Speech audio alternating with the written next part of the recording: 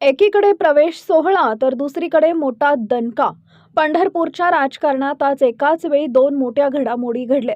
वाडी कुरोलीत समाधान काळेंचा भाजप प्रवेश होत असतानाच दुसरीकडे अभिजित पाटलांनी काळेच्या होम ग्राउंडलाच भगदाड पाडलाय. लक्षवेधी बातमी ही आहे की काळे गटाचे अत्यंत विश्वासू माजी पंचायत समिती सदस्य आणि दिग्गज नेते चंद्रकांत एकनाथ काळे पाटील यांनी थेट राष्ट्रवादीचा तंबू गाठलाय.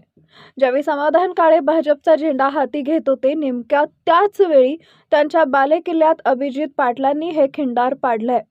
हा केवळ प्रवेश नाही तर हा एक राजकीय सर्जिकल स्ट्राईक मानला जातोय. यामुळे वाकरी गटाच्या उमेदवार मयुरीताई बागल यांना आता मोठी ताकद मिळाली आहे. काळेंना त्यांच्याच घरात धक्का देऊन अभिजित पाटलांनी निवडणुकीत एक पाऊल पुढे टाकलंय. आता या धक्कातंत्राचा परिणाम मतदानावर काय होणार? काळे आपले बालेकिल्ला राखणार की बागल मुसंडी मारणार?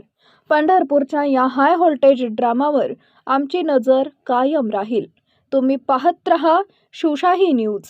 ताज्या घडामोडी जाणून घेण्यासाठी शिवशाही न्यूज यूट्यूब चॅनलला सबस्क्राईब करा. आपण हा व्हिडिओ फेसबुकवर पाहत असाल तर फेसबुक पेज फॉलो करा आणि शिवशाही न्यूज.com या आपल्या वेबसाईटलाही भेट द्या.